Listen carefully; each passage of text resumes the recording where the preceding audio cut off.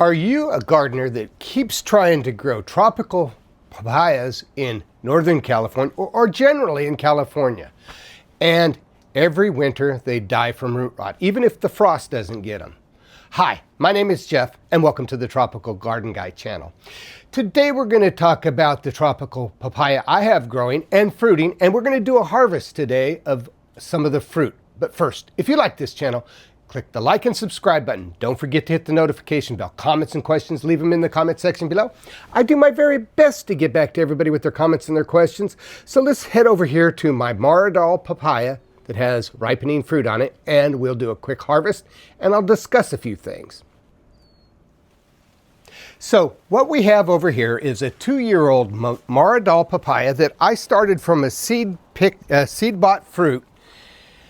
I sprouted it indoors, and here it is. It's made it through 2 winters, and as you can see, the tree is the fruit is starting to ripen. Now, I have picked a lot of much larger green papayas during the spring and winter because, to be honest with you, I figured that there's a pretty good chance that this thing would get nailed to the ground by frost or root rot. But as you can see, it's doing just fine. And today I'm going to harvest one of these guys.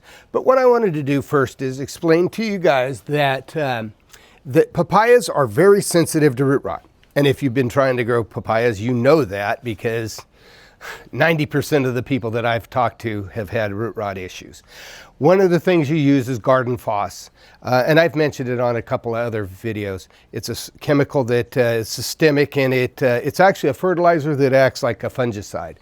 And I do it on a regular basis. I follow the instructions, and I follow the instructions on the package, and I water it in several times during the year.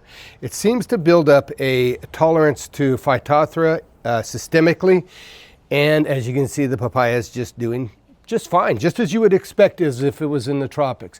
It did lose a few leaves because the frost, but again, it's regrowing and doing just fine. So today I'm going to harvest this Maradol papaya, and it's much smaller than you would normally get because, as I mentioned, most of the papayas that had set during the summertime were much larger. I've harvested those, and we made green papaya salad, delicious. I'm not a big fan of papayas because they're kind of musky tasting, but as you can see, here we go. Here's a papaya harvested in Modesto, California, Zone 9B. So if you follow the instructions, you have a pretty good chance of also growing and ripening papayas in Northern California. One of the things you want to do, you want extremely well-drained soil, such as we have here. It's right next to my flowering and fruiting lychee tree. You want a raised bed. I do not add any wood chips or anything like that to the soil, except for on top of the soil as a mulch. It has very good drainage. And if you continue to have problems with root rot, all you do is cover your soil in the wintertime. Papayas survive our winter with 0 water.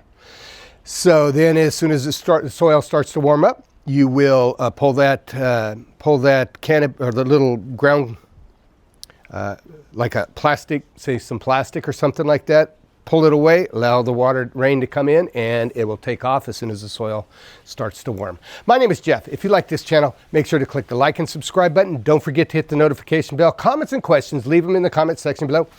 I do my very best to answer everybody's questions and comments. You have a wonderful day.